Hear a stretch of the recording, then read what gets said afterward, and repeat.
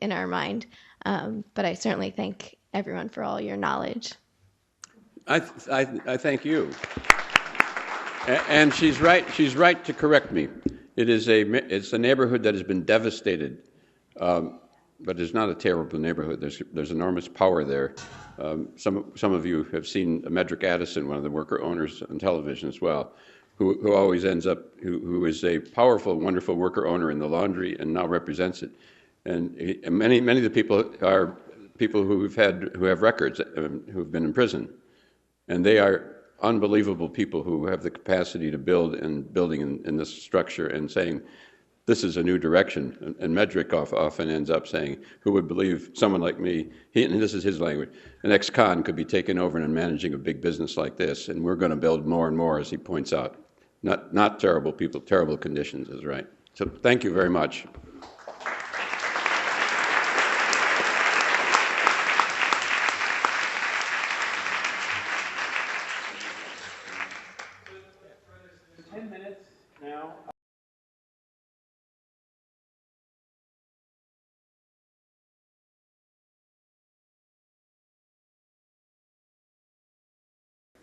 Hello, welcome to the Food Co-ops panel. Just to give everybody an idea of how this is going to go, we have three presenters, panelists here today. One of whom will be doing presentations on two different co-ops, so essentially 4 presentations. All of our panelists has been asked to speak for approximately 10 minutes, and then we'll have the rest of the time for discussion period. My name is Allison Turner. I teach at Westchester University's Public Administration program. So I'll go ahead and introduce our panelists. Courtney Berner, she will be talking about the Willie Street Grocery Co-op. Courtney comes to us from the University of Wisconsin's Center for Cooperatives, where she provides various types of technical assistance and counsel to existing cooperatives, as well as organizations that are looking to go into some cooperative ventures. She has nonprofit and policy expertise on a range of issues related to food systems, environmental sustainability, and community and economic development. She has spent 5 years at the World Watch Institute, an environmental think tank in DC, where she focused on communication and development. Most recently, she worked with a broad range of research, writing, and outreach projects at the University of Wisconsin's Cooperative Center with the 5th Season Cooperative Food and Water Watch and the Niche Meat Processor Assistant Network. She has a background in agroecology from the University of Wisconsin and a BA in biology, French, and environmental studies. So an interesting group of concentrations there. Our second speaker is going to be Amy Gannon. She is going to be talking about the Regent Market Co-op. She's an assistant professor and faculty director at the Internship and Career Development Program at the School of Business at Edgewood College. She teaches courses on entrepreneurship and organizational behavior, providing students with career coaching, and assists business in developing internship programs. Her research looks at the role of identity in the entrepreneurial process.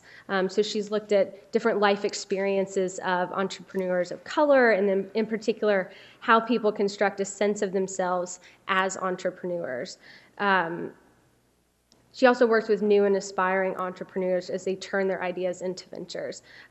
She has a background in international studies and economics from American University, an MBA, and then a doctorate of business administration from Boston College. Our third panelist is Andrew Zitzer. He is going to be talking about Weaver's Way and Mariposa food co-ops here in Philadelphia. Andrew's a doctoral candidate in urban planning and public policy at Rutgers University, and he's also taught at Rutgers and Pratt Institute as well. His research looks at urban geography, or is seen in urban geography and social and cultural geography, and he's joining the faculty at Drexel University this coming fall. So again, Each of our panelists will speak for approximately 10 minutes. Andrew's going to take 20 since he has the 2 case studies, and then we'll have a question and discussion period after that.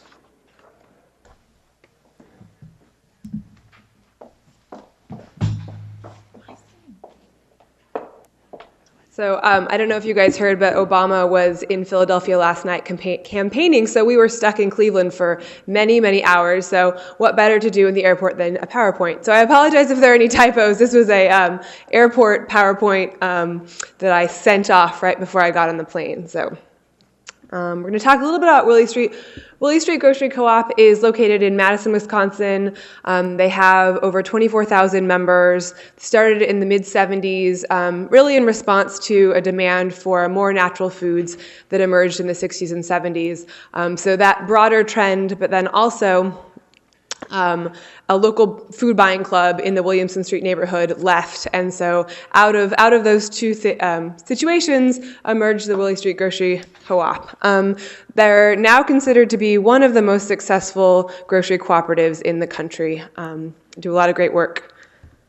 So just a little historical overview. The co-op incorporated in 1974, opened, and then I think within a few months moved to their second location. They moved again in 1977, at which point they really had no formal board of directors, no general manager. Decisions were made on a consensus basis with all the members involved, and they started to experience some financial problems, and I think had grown beyond that sort of governance structure.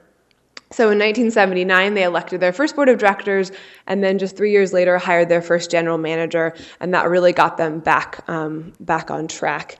In 1999, they opened their third, and by third I mean the third place that they existed. They don't actually have that many locations, but moved again to their current East Side location, and that gave them a great deal more space, and they immediately filled that space, and their sales per square foot grew rapidly, their membership grew rapidly, their sales, and pretty soon after, as you'll see, from 2000 to 2004, their annual sales grew from around 6 million to over 11 million. And so they very quickly began exploring kind of what is next. As you can see, it's been a constant state of expansion and growth, and how do we accommodate that and minimize the growing pains. So they began exploring a second site in 2003 and had a couple of difficult fits and starts. And eventually, by 2010, they opened their second retail location, which is in Middleton, Wisconsin, and that's just on the west side of Madison. And that has been a very, very successful opening. I'm going to talk a little bit about their contemporary structure, and I'm just going through kind of the basic pieces of the case study that I put together. So as I mentioned earlier, they have over 24,000 active members.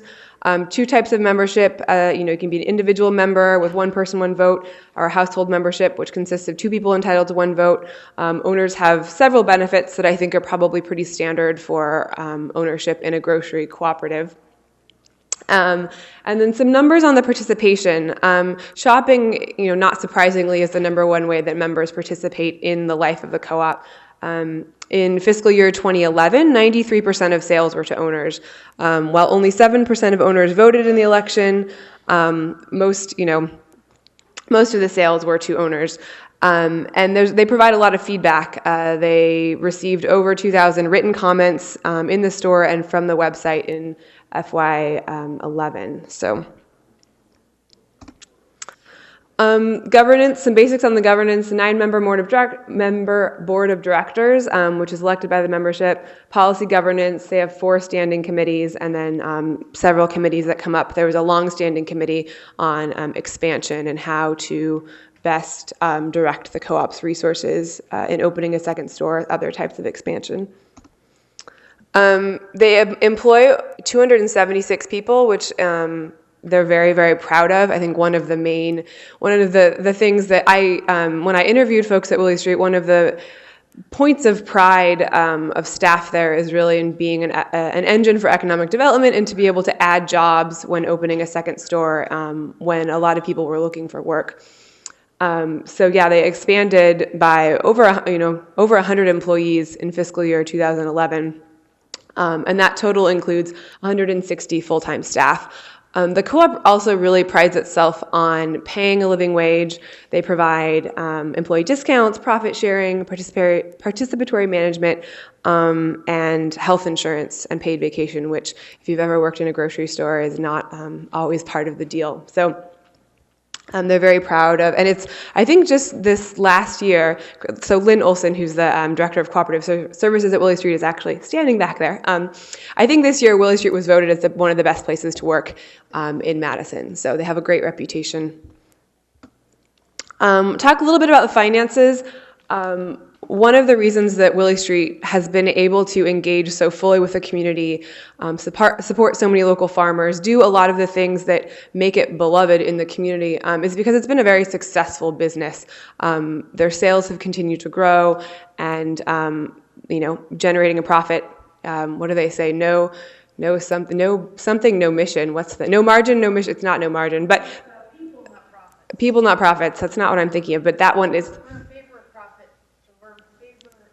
I'm gonna drop that one. It's no margin, no mission. It is no margin, no mission. Okay, I got it right. Thank you. So sales in fiscal year 2011 were over 27 million, and that was, with growing into a second store, they exceeded their expectations by 50, or their projections by 15%.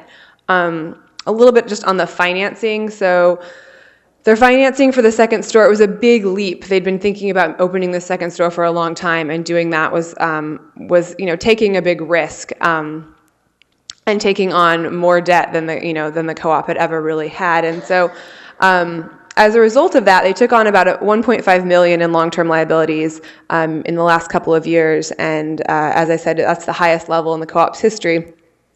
But the way they achieved the financing was from a variety of things. They had some landlord-tenant improvement help, and then they had an owner bond drive, which I can't remember how much money they raised, but they raised it in 39 days. 1.1 million, 1 million in 39 days, and which was just remarkable. Every time you'd go in the co-op, their little, thermometer was jumping up and up, and then they had to call it because, there were people still calling saying, we want to invest.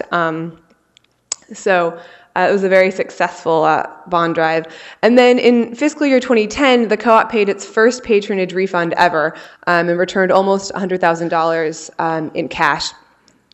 And they didn't do that this year because they didn't have enough profit to return patronage to the members, but they're hoping to move back in that direction. I'm not going to go through this because I'm trying to keep a track of time here. Just 2 minutes? Okay. I'm not going to go through this. I just want to note how, despite opening a second store and taking on additional debt, it's impressive the change in their fair share program and ultimately total equity between fiscal year 2010 and 2011. They bringing on all of these new members at the new store has put them in a really good equity position. And so some of the things that, I think with success comes responsibility, and I think that's been one of the biggest challenges for this grocery co-op that's grown from a small little storefront where people worked, however many hours a week as part of their membership, to a very large business that's really an anchor in the community, and now has 2 stores. And so I think, there are 2 ways of thinking about this, and I think some members long for those days of being able to work in the store and feeling like it was their business. And there are a number of members who've pushed back on, expansion. Why do you keep talking about expansion? You're just becoming the Walmart of natural foods, which I think is a little pushing a little hard. But there are people who feel that way, and they've been involved since the 70s, and are resistant to this type of change. Oops, where do we go back here? But on the other side, there are folks who say, we have had success doing this work, and with that comes a responsibility to do more of it, whether that means opening a second store or engaging in community development projects. As a successful co-op, we should be doing more of that. And so finding that balance, I think, has been, difficult both for the board and for the management. But ultimately, as a cooperative, the question comes down to, what is the best way to serve the owners? And I think there are a lot of different answers to that depending on who you ask. Lower prices, living wages for workers, supporting local producers. I just heard that I think Willie Street made, $1 million in local purchases from farmers this last year, and that's huge. That's a huge infusion of cash into our agricultural economy. And, giving back to the community. So as a co-op, they are pulled in all of those different directions, and balancing what ultimately is best for the owners is, I think, a challenge as a successful business.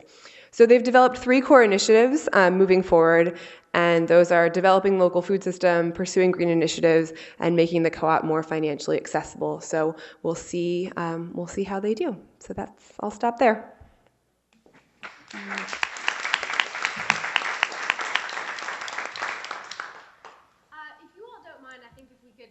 Questions until all of our panelists have spoken, and then we can kind of talk about some common themes and questions that are relevant for everyone. So our next presenter is Amy Gannon, talking about the Regent Market Co-op.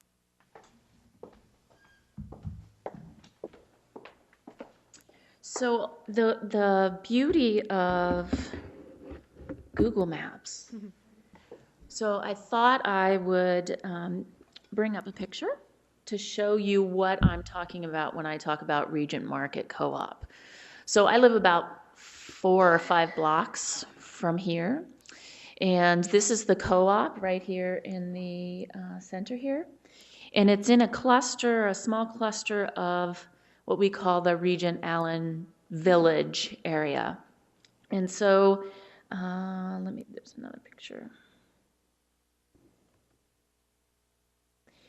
In this little intersection, there's also a coffee shop, a liquor store, a hair salon, a sandwich shop, a pottery studio, an antique shop that are just clustered right here in this little intersection. So Regent Street Market, just to give you some facts on it, it's about 1,200 square feet of neighborhood grocery. And they have dry goods and fresh produce, and they have a butcher and deli area, and they also have dairy and cheese. And they use a lot of locally sourced products. They're trying to support local producers. They have a daily sales of $3,000. In 2011, their total revenues were $1.1 million with about 2% margins. So no margin, no mission is a challenge, I think, for Regent Street Market. They have about 2,000 members, and the annual fee is $25, or you can become a lifetime member for $125. They have 17 paid staff. 8 of those are full-time and 9 are part-time, and they have an 8-member volunteer board. So the actual location has been a grocery market since 1924, that store. From 1924 to 1974, it was part of the Kroger grocery chain. In 1974, a guy named Joe Hegestad bought it, and for about 20 years, it was called Joe's. And some people still call it Joe's Market. And it was quite popular and became a real part of the community. This was before my time in Madison, but this is what we hear.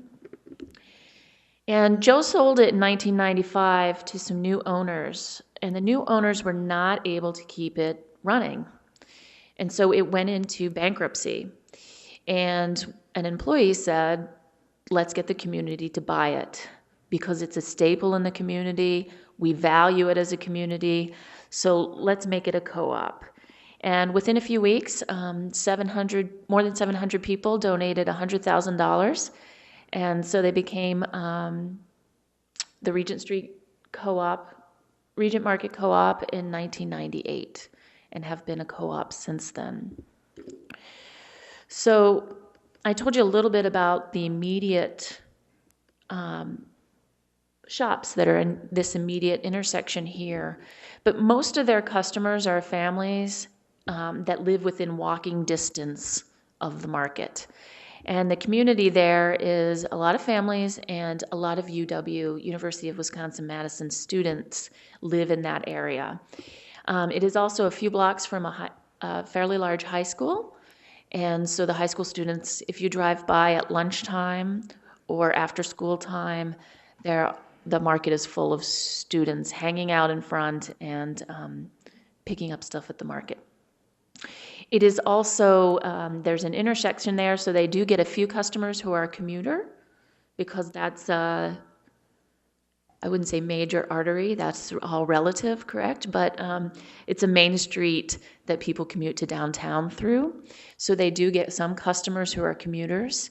And they do get some foot traffic on game day. They are within walking distance of Camp Randall, the Badger football stadium. And I live in that neighborhood, and people park and walk from in front of my house. And so there's people in red walking toward the stadium, and they get some traffic there. What's also important to note about the neighborhood is that, and this goes to some of the challenges that the Regent Market Co-op has, is there's a Trader Joe's within a half mile. There's a Whole Foods within a mile and a half. And there's a Metcalf Century, which is kind of a higher end grocery, and a Kopp's major grocery chain less than 5 miles away.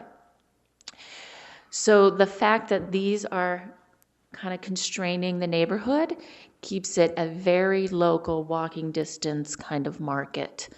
The other issue that Regent Market, they have survived, but they've, since inception as a co-op, have been on the edge. They have really struggled with financial viability. And one of the challenges that they feel, and I observe, is the size. 1,200 square feet is pretty small. And they try to keep a range. They're trying to maintain their identity as a grocery co-op.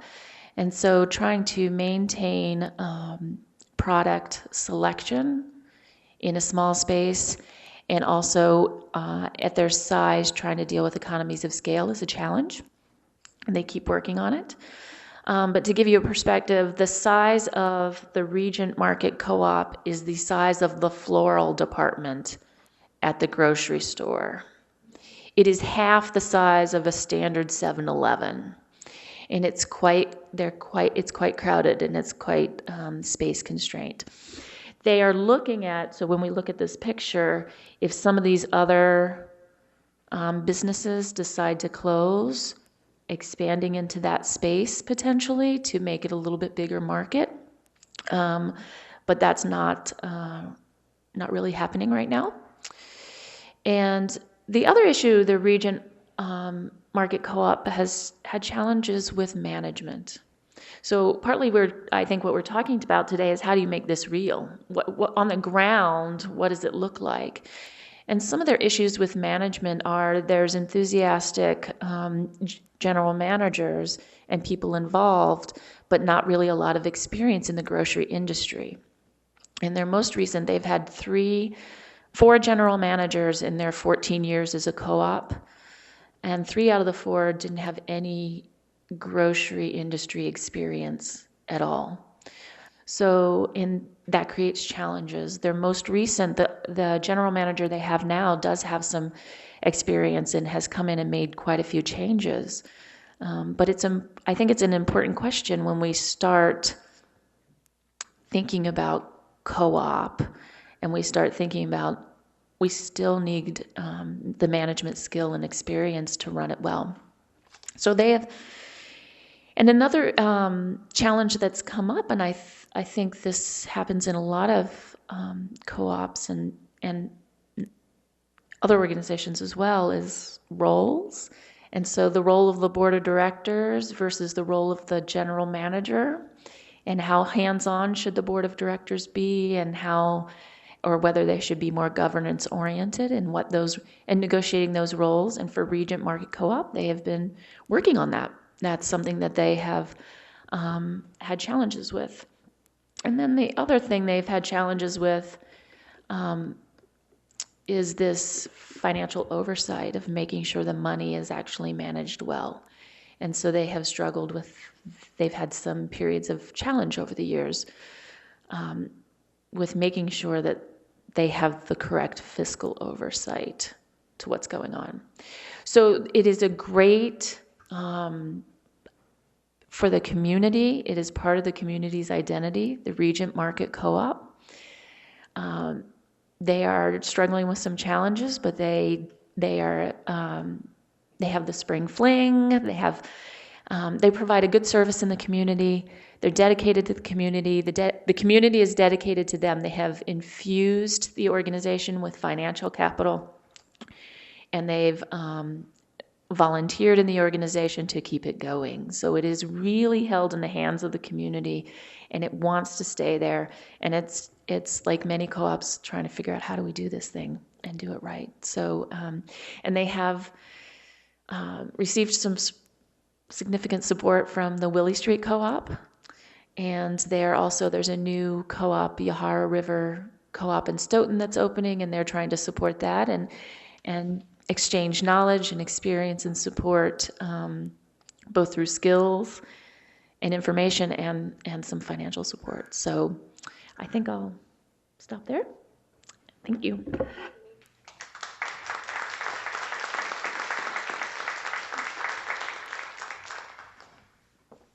So our next speaker is Andrew Zitzer, and he's talking about the Mariposa Food Co-op as well as the Weaver's Way Co-op here in Philadelphia.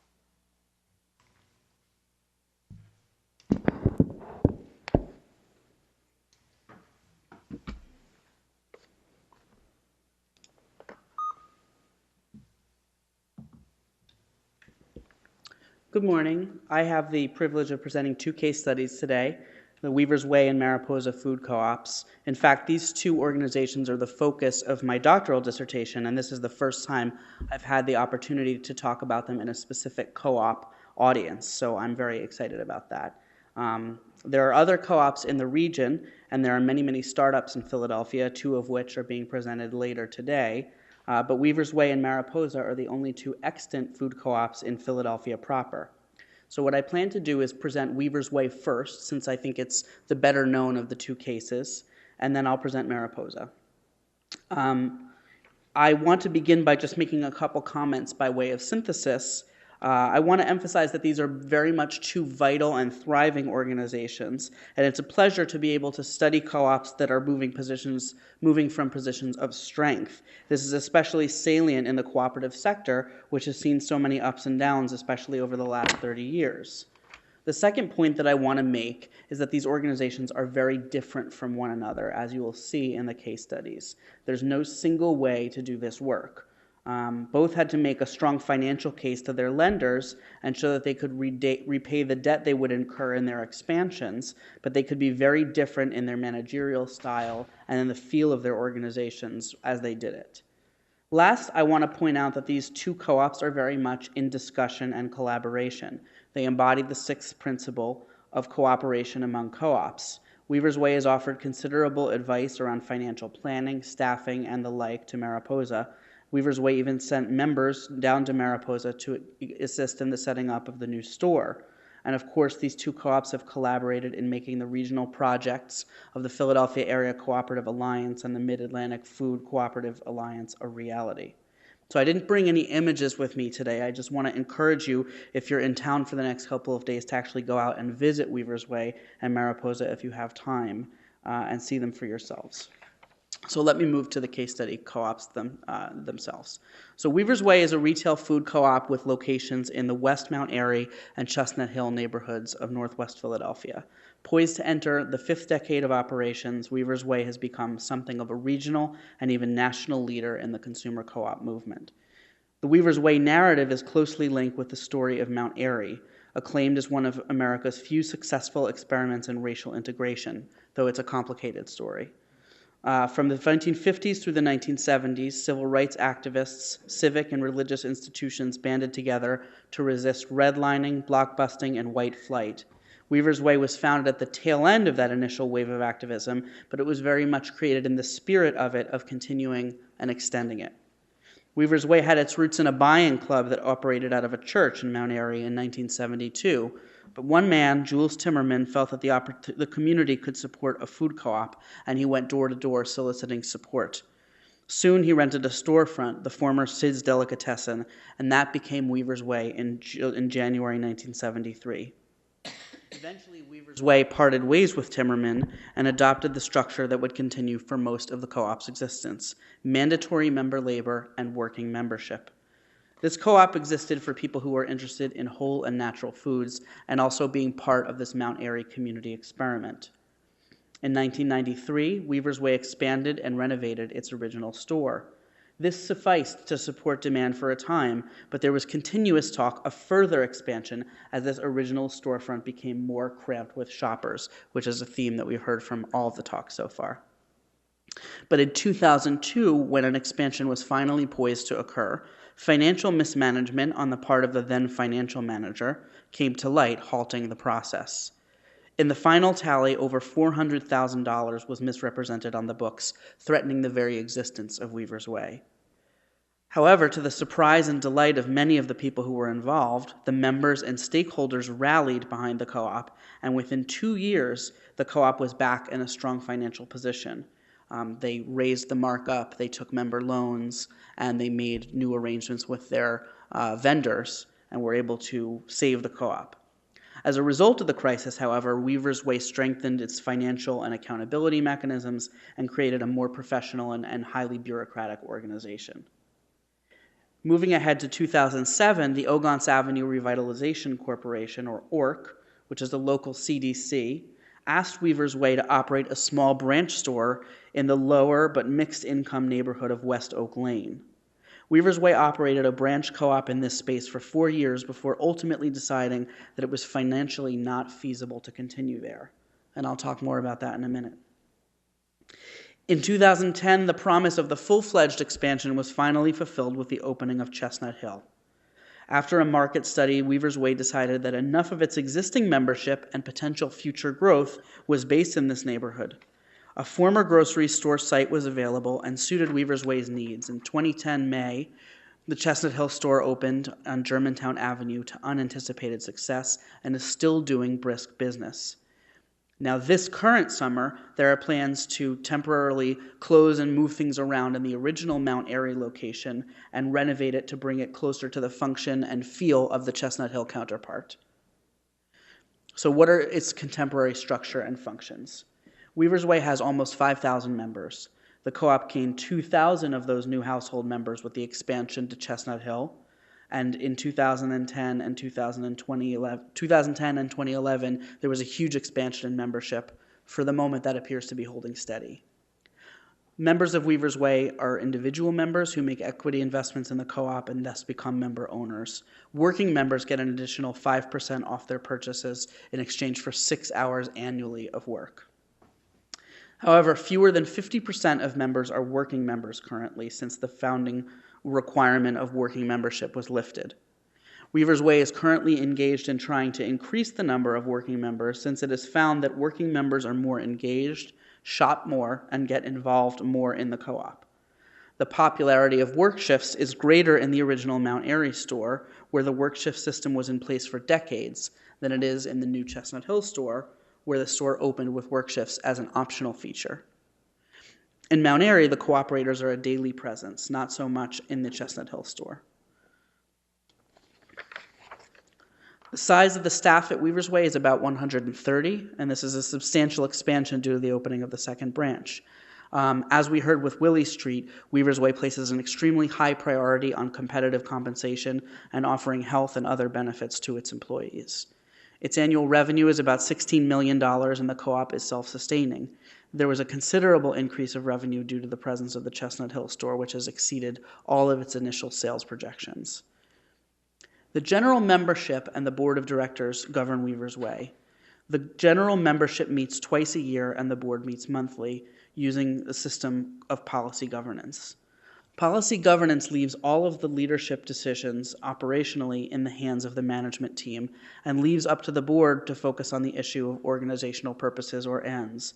This allows Weaver's Way to function with great efficiency and a clear purpose separation of powers between the board and the management. However, the model leaves questions about what issues ought to be considered operational and what ought to be considered more fundamental to the life of the co-op, such as the decision to operate or to close the West Oak Lane branch, which was considered a managerial operational decision, not a fundamental decision of identity for the co-op. Weaver's Way interacts with its community in a number of ways. It's a member of the Chestnut Hill and Mount Airy Business Associations and participates in many community events at the co-op and other local institutions.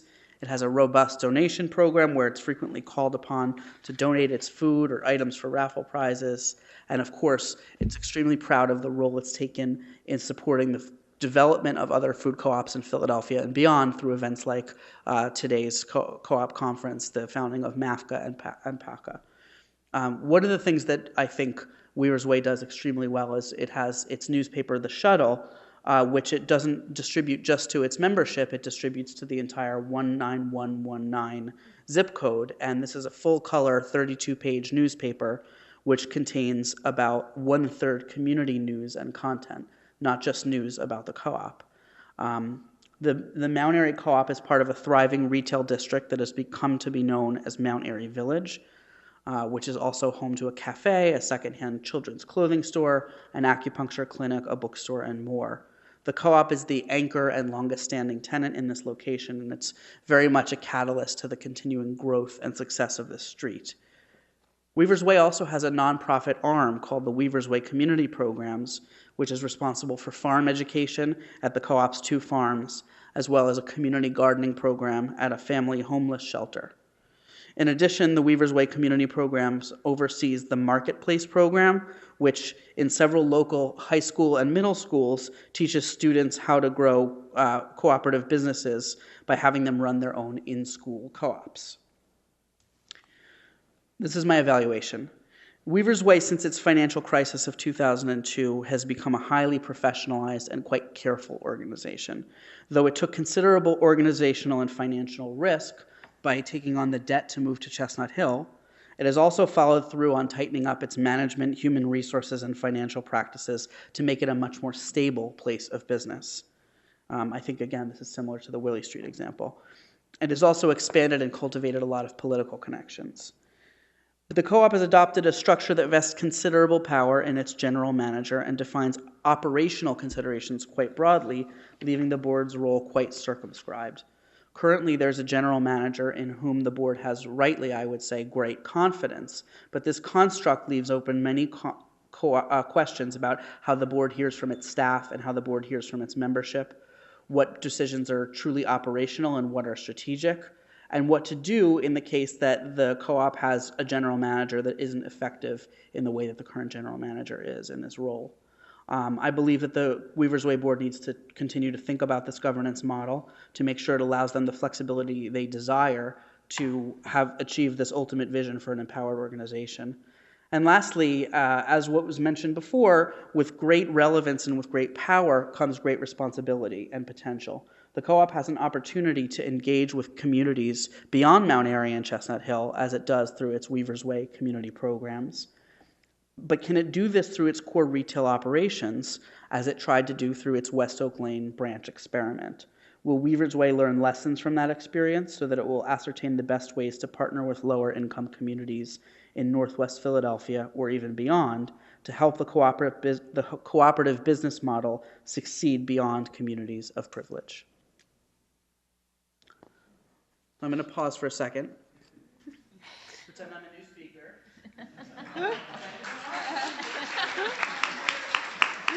Anyone interested in hearing anything about Mariposa Food Co-op?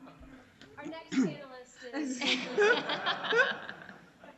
Okay, so Mariposa Food Co-op in 10 minutes. For 40 years, Mariposa nestled in 500 square feet at 4726 Baltimore in Spruce Hill neighborhood of West Philadelphia. For most of its life, Mariposa focused on a small membership of a couple hundred, with most members walking to the co-op from the surrounding blocks to purchase groceries off the shelf or by bulk pre-order. Spruce Hill, its neighborhood, is an ethnically and economically diverse streetcar suburb of downtown Philadelphia, with Center City, which is where we are now, easily accessible by trolley or bus. The neighborhood is largely a population of renters, with a high transient population of students affiliated with area universities such as Penn, Drexel, University of the Sciences, or Walnut Hill College. However, in the last decade, the area has gentrified with an influx of young families and professionals that have driven up property values, like me. In March 2012, Mariposa relocated to a considerably larger store 1 block west on Baltimore Avenue, adaptively reusing an old bank building and renovating it using the latest in sustainable architecture. The co-op raised approximately $2.5 million for the relocation from a varied set of earned and contributed sources, including member loans, conventional bank loans, sale of the old co-op storefront, other grants, and an array of funders. Mariposa has made significant strides in the last several years towards its goal of serving the broader West Philadelphia community, but the co-op will be challenged by the significant debt it has taken on in the course of its expansion, the high cost of labor as a percentage of sales, potential burnout of key staff and volunteers, some of whom are with us today, and the challenge of staying true to its ambitious mission of food justice and making the retail grocery store the site of a social and political transformation. Mariposa was founded in 1971, first renting and then buying the building it calls home. For many years, it shared space and some operations with another co-op, the Life Center Co-op, before ultimately merging. In Mariposa's early years, it intended to be a place that provided cheap, simple, and healthy food to the progressive and activist communities of West Philadelphia. The store itself wasn't so much about a political agenda or program. It was there to nourish members of the rest of the activist communities. Until recently, the store was a vegetarian store specializing in bulk orders, whole grains, produce, and dairy. All shoppers had to be member owners of the co-op, and all member owners had a work requirement.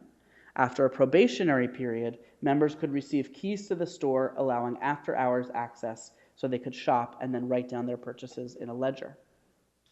For most of its history, Mariposa existed in a relatively steady state, open a few days of the week, with a few hundred members. It had a staff of 3 or 4, and most of the business practices were non-standard or ad hoc. Books were kept by hand, there was no cash register, and there were few written down policies. But in the mid or late 1990s, Mariposa experienced significant membership growth driven by interest in local and organic food, mistrust of large corporate retailers, and the aforementioned popularity of the Spruce Hill neighborhood. This pressure pushed Mariposa to expand its staff, to professionalize operations, and ultimately to choose to expand and relocate. So fast forward to today. Mariposa has approximately 1,300 members, which is a sharp increase from even a few years ago. This increase is in large part due to a membership drive prior to the relocation of the co-op, as well as the snowballing popularity of Mariposa and local and organic food. Mariposa currently allows non-member shopping, but actively encourages shoppers to become members. Once shoppers have become members, they have 2 categorical options for memberships: non-working and working members. Members govern the co-op through their participation in general membership meetings and coordinating work undertaken by a board of delegates. Member owners are eligible to run and vote in annual board elections, to serve on committees and working groups, and to participate in the general membership meetings. For much of its history, Mariposa really functioned as a direct democracy, with governance enacted through meetings of the general membership. Decisions were made by consensus, where any member could use his or her power to block consensus to stop a decision from taking place. At first, this was seen by many as effective because this membership was small enough. But over time, membership grew to the point where only a very small subset of the growing general membership would attend meetings, making decisions functionally happen for everybody. In addition, the business of the co-op was getting more complicated, and more responsibility fell upon the small membership and the small staff to complete. In the mid-2000s, the membership empowered a Mariposa Standing Committee to serve as an organizing group that would convene meetings and serve as a clearinghouse for newly established working groups and subcommittees. This was ultimately replaced by the Board of Delegates. Member participation was a significant challenge at Mariposa prior to the relocation. The co-op struggled with members missing their work shifts, which left the co-op at a financial disadvantage, as it would have to pay cooperators or staff to fill those slots. In addition, there were a number of membership meetings that could not attain consensus. The staff at Mariposa works as a collective, which members join after a 90-day probationary period. There are currently 19 people on the staff and growing, with all but a few moving out of their probationary period. This staff collective works together to operate the store on a day-to-day basis and send delegates to the board of delegates and various committees. The co-op's main sources of financing are sales and member equity. However, to fund its expansion, Mariposa turned to a number of other sources. It received conventional debt financing, low-interest loans, grants, and member loans. It had many supporters from around the city and the region and raised, as I said, $2.5 million towards its expansion and relocation. And it's projecting its annual sales to climb to just over $2 million this year, more than double the sales of its last 2 years. The sales appear to be self-sustaining in the new store. So here's the analysis. Mariposa is innovative in its commitment to process as it thinks critically through decisions about the present and future of the co-op. Many other organizations, co-ops included, have streamlined or adopted hierarchy to move away from the process orientation of their 1970s era founding ethos. But Mariposa has remained true to these values, taking decisions thoughtfully and with considerable debate. It continues to debate the core beliefs, including food access, food justice and sovereignty, anti-racism and anti-capitalist practice, among other things. However, the insistence on process comes with a cost in time and money. The staff serves on the board and on committees and is paid for time in its venues. This contributes to high labor costs as a percentage of sales. This insistence on a robust process also means that decisions take a long time to make. It is difficult and undesirable to cut short discussion when consensus is the aim. But there are some times when decisions are given just as much attention and space as other ones, even though they may have less of an organizational priority, and it's up to the co-op to ascertain which decisions are the ones that matter most. In its early days, Mariposa was seen as exclusive and removed from the broader West Philadelphia community beyond this activist core. This reputation is changing with the opening and the outreach around the expansion and recent programmatic partnerships, but that work too is ongoing and painstaking for everyone involved. Though Mariposa Food Co-op is old in years, it is not yet a mature organization. There are many indicators of strength, but it is still in a vulnerable position. The core staff and volunteers are at risk for burnout, having gone through such tumultuous and challenging experience over the last several years. There is a risk that the organization will have changed so much that many will not recognize it as their own and will decide that it is time to move on, leaving a vacuum of leadership and experience that needs to be filled. What effect will all of this have on the bottom line? What effect will an influx, possibly a tripling of size, have on the new staff in the staff collective? What will this do for the work culture and customer experience of Mariposa? And there are fundamental questions about member involvement in the face of optional membership and member labor. Will members continue to desire involvement now that it is not mandatory? What effect will this have on the culture of the co-op? These and other questions remain to be answered as Mariposa hurdles towards the future of consumer cooperation in Philadelphia, a future that it is helping to build.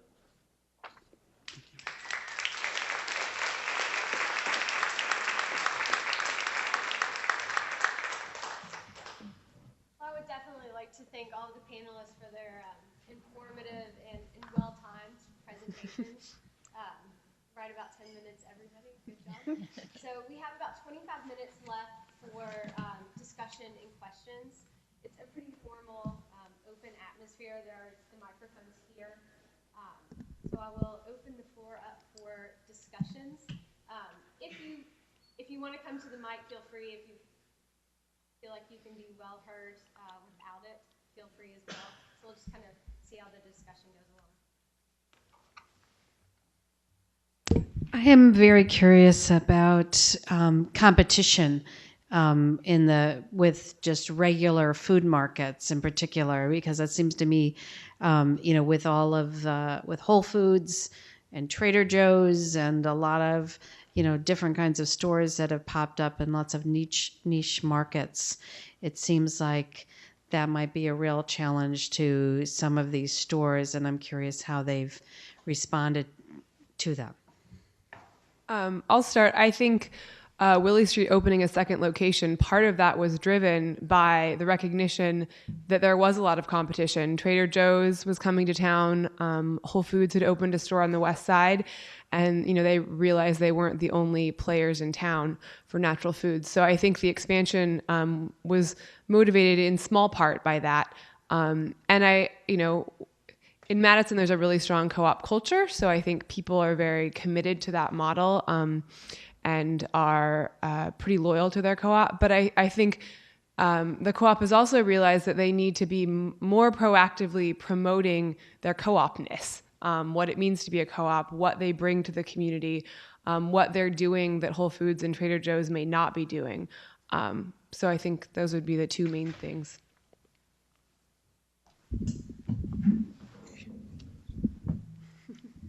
So I think that in particular, the Trader Joe's for the Regent Market Co-op, because it's a half mile away, and Regent Market it's small, so you're really going to go and walk there, and they don't get customers that are generally you're not going to drive to the Regent Market Co-op. So when a competitor moves in that's in walking distance, suddenly someone in the middle has to decide, am I walking over to Trader Joe's or am I walking to the Regent Co-op Market?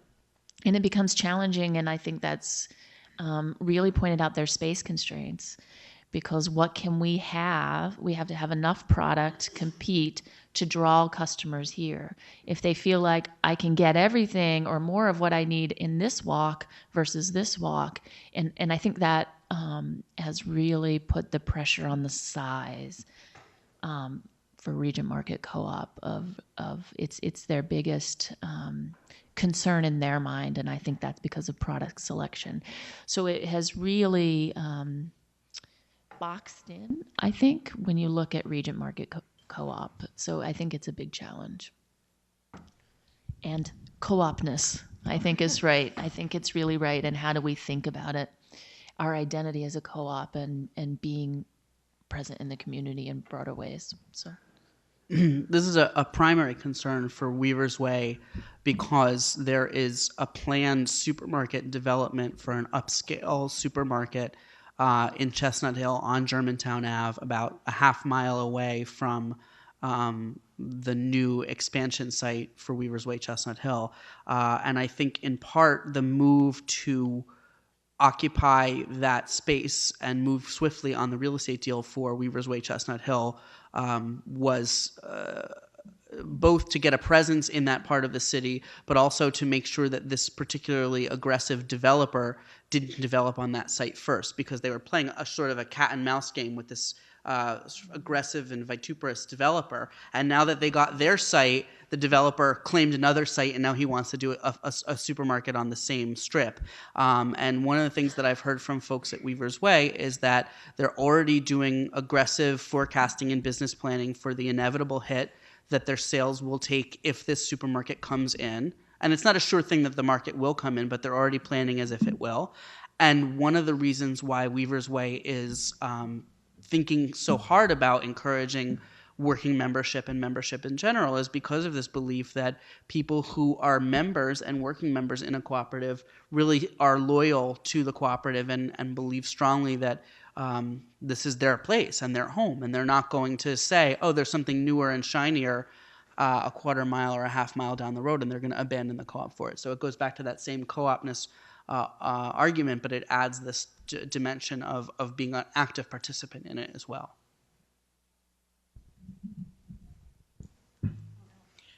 Hi, my name is Maria. I'm the Vice President of the South Philly Food Co-op. We're a startup without a retail location yet, and so we spend a lot of time kind of hypothesizing and thinking about things. And one of the things we're grappling with is the idea of food justice and how to handle that. The members we have so far consider community cohesiveness one of their prime in all the surveys. That's one of the prime things they're looking for in addition to food. But clearly local organics cost more. So what have you seen or done in relation to food justice?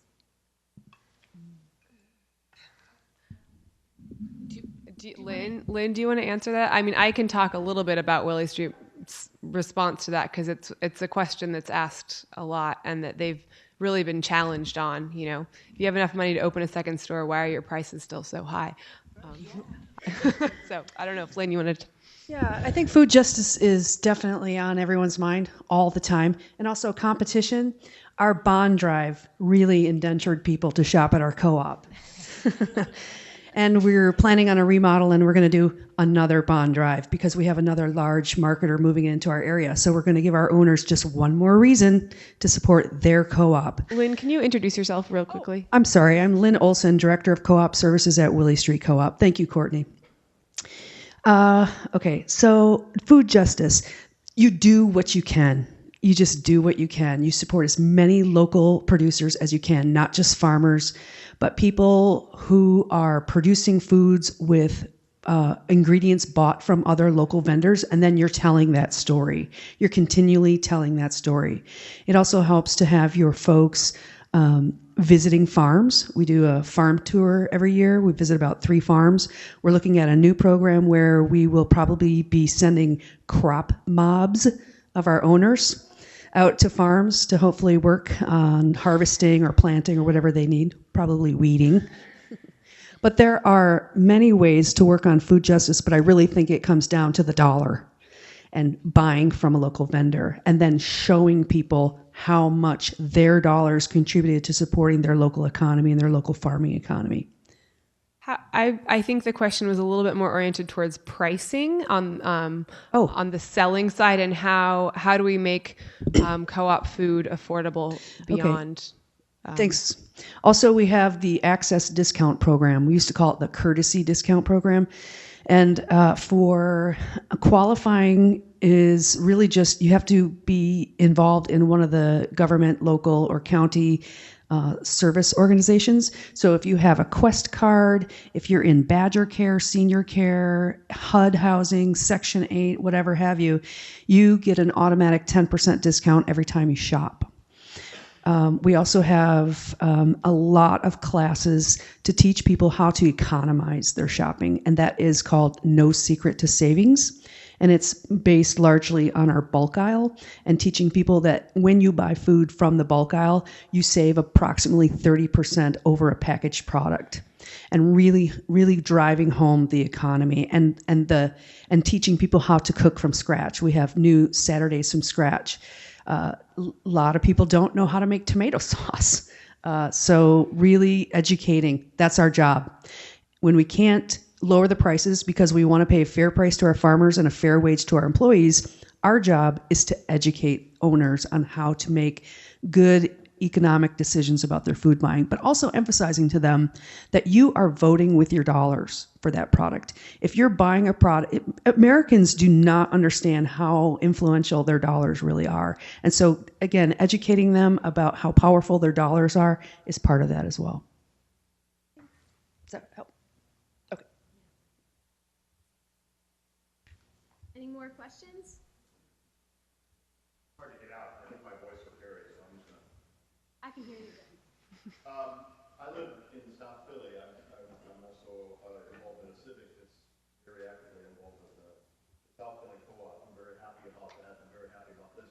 But being in South Philly, by the way, I'm also teach economic development at a university, Eastern University, just west of here.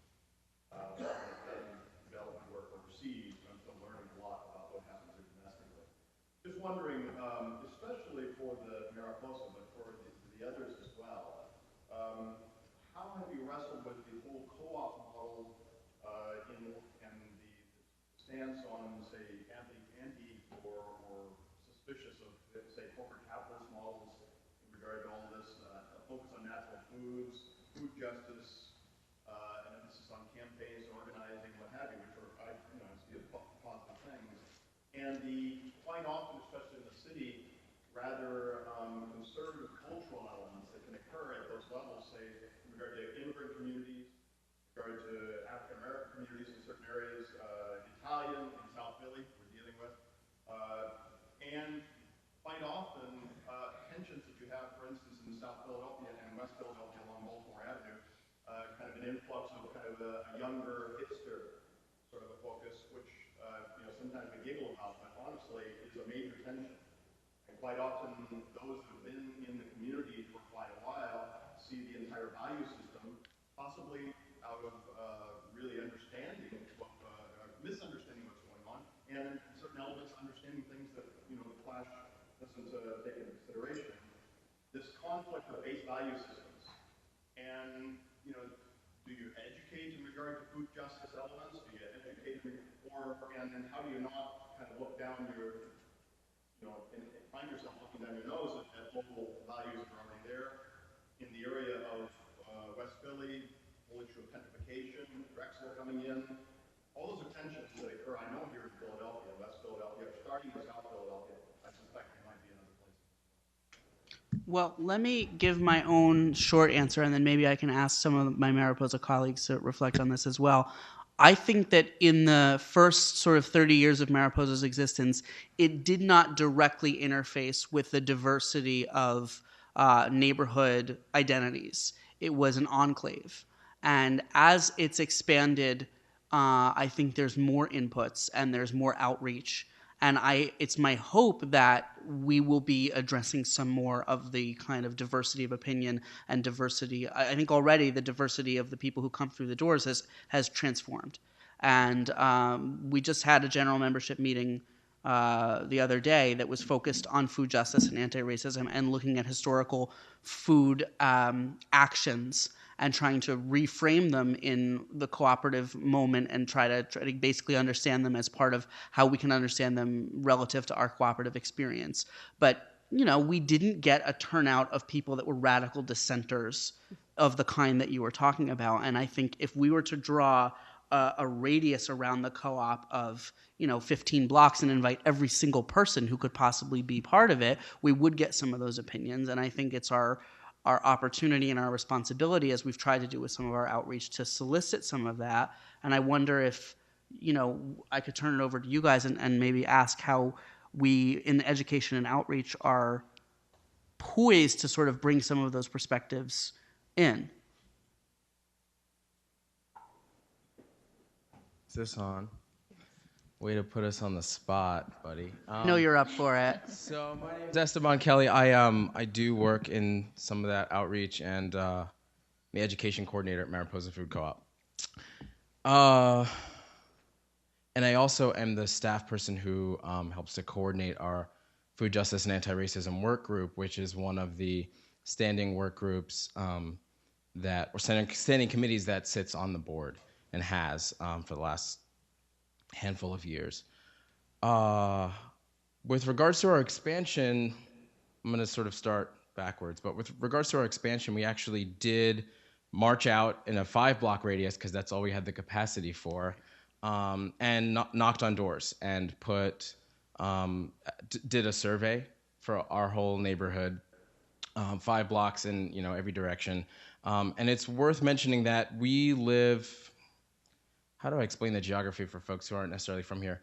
All of that influx, that sort of university crowd, the wealthier homes are to the east of where our store is, and we're really talking about owning class people that are living to the east of us. It's mixed overall in our neighborhood, but that is a hard economic reality. And that starts to change if you go north or south or west of where we're located. So that said, I have to take a little bit of issue with the framing of this idea of influx. We were founded by radical Quakers who, I think, somewhat in contrast to some of the other food co-op founders in the 60s, didn't just see it as like, we want to do something different, we want to eat this way that we want to live, but it was part of a praxis that they were really seeing this as a foundational moment for creating the society we want to create in the way that Gar kind of imagined and helped us imagine this morning. That they were seeing this as a much bigger project than just we're starting a food co-op. They started the credit union. That's now the biggest credit union in Philadelphia. They started the housing co-op that I live in now. It's formed as a land trust. It's affordable housing.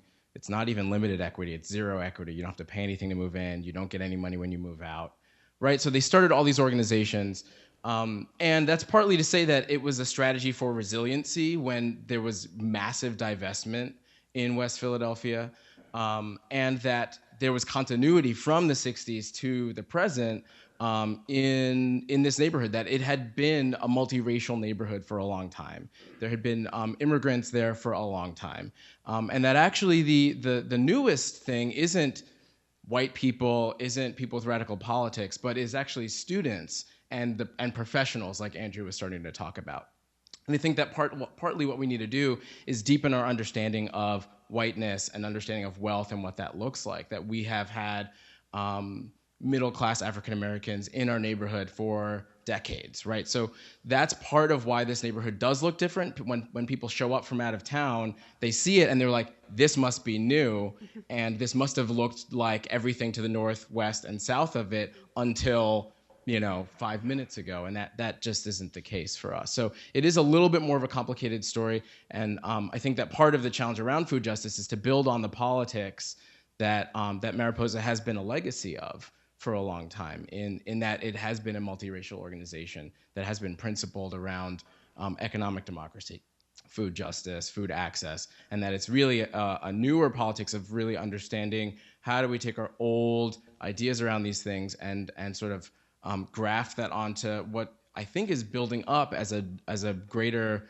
national and global consciousness around food sovereignty. That isn't a conversation people were having in the 80s or in the 70s necessarily in the way that they're having it today. Would any of you all like to comment on that? Okay. Any more questions? Actually, going back to the food justice discussion, it just occurred to me that maybe there's another way for co-ops to approach that, because there's only a certain amount you can lower the cost of food and still be fair. And the other thing is to maybe think about lessening the burden on people for other goods and services they need so that they have more money for food. I just recently am working on learning about a new concept to me called time banking. And time banking basically allows people to exchange services without use of money. And it's, I think, a natural for food co-ops. It's a value added for the members, and you have an automatic membership. I've been to regional training in Allentown. There is in Wisconsin, the Dane County Time Exchange, which is a really good resource. And in Philadelphia, I think there's a time bank called the Walnut Hill Time Bank, their time exchange, and there's one in Phoenixville.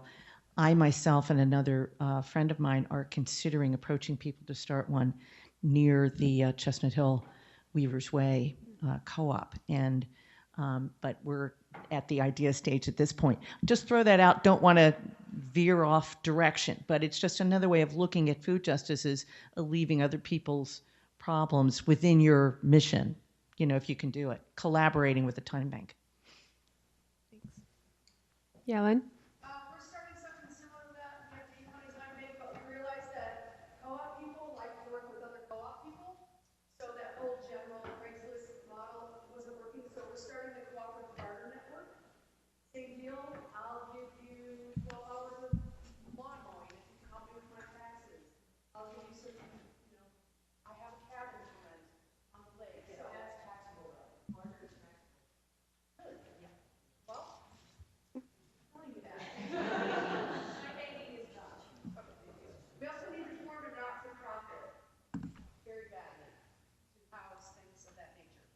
We also give to the Community Reinvestment Fund is another way that we increase food sovereignty in our community. Our abandoned equity every year that's retired is given out to not-for-profit organizations who are looking specifically to increase access to food for grassroots organizations.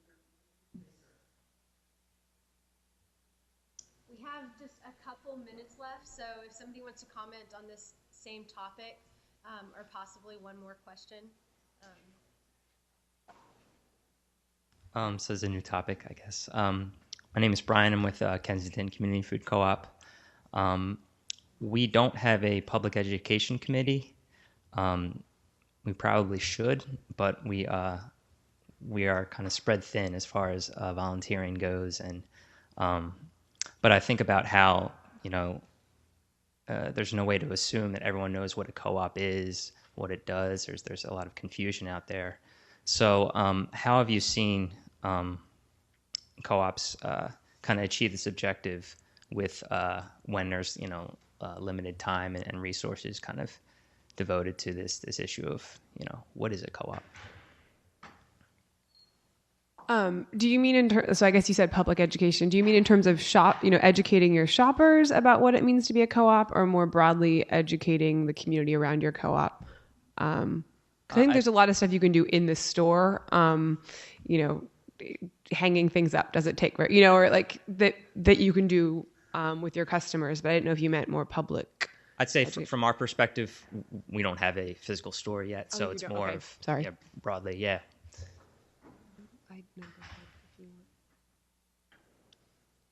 Well, you guys are a startup, right? So you don't have a store to call your home. No. And I would wonder, do you all feel significantly and sufficiently educated amongst yourselves first about what a cooperative is, or is the level varying amongst you? There's definitely some variance among founding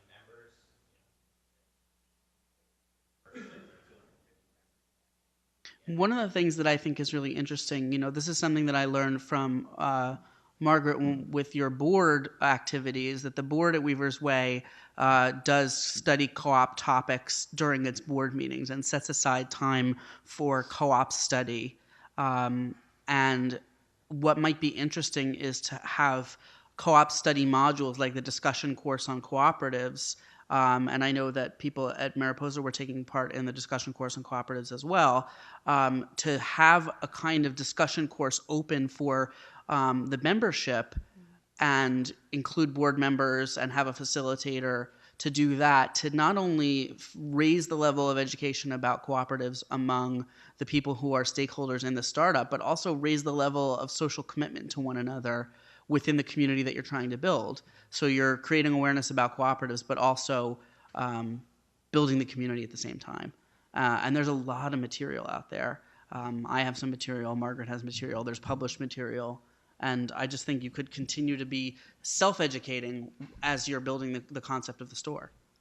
And I would just add one thing. I imagine since you're in startup, you're probably doing a lot of membership drives and trying to attract new members still. And I think as much as you can fold that education into activities you're already doing, getting new members, advertising in that way. I think also community newspapers are good on neighborhood newspapers. If you can get an article in one of their monthly or quarterly publications about co-ops and about your co-op, that's a really helpful tool. So if I were going to take this from a branding perspective, and for one thing, there's a general notion of co-op, but everybody's going to do it in their own way, right? Like everybody would have their own sort of version of co-op. So it's important for you to understand who you are, your organization is as a co-op. And if you don't understand that, then your message isn't going to get out clearly and coherently out to the community. If you have 8 different board members talking about your co-op in 8 different ways, it's going to create more confusion. So I would reiterate understanding what your organization is as a co-op. The other thing, I would educate your members, because they are your brand, I'm going to use this language, brand ambassadors. They are people who go out and talk about being a co-op member. And so you want to enable them to go out and talk about it. And there's, I don't know if you've heard of this, sneezers. You want to find your sneezers, because sneezers they sneeze and then everybody has it, right? So when you're, that might be kind of a gross way. I didn't actually invent that.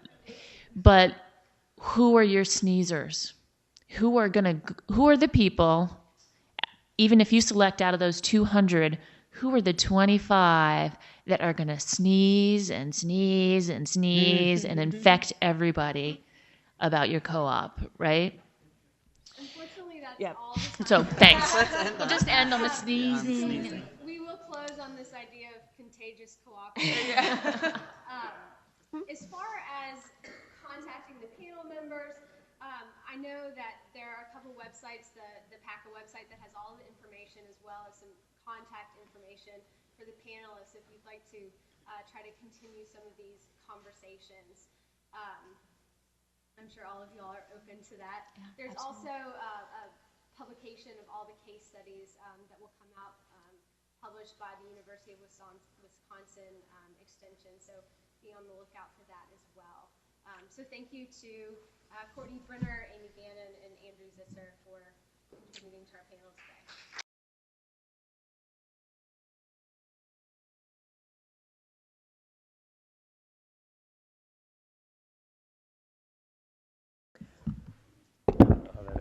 All right, we'll go ahead and get started. I'm Courtney Brenner, and I work for the UW Center for Cooperatives, and I'm going to be the moderator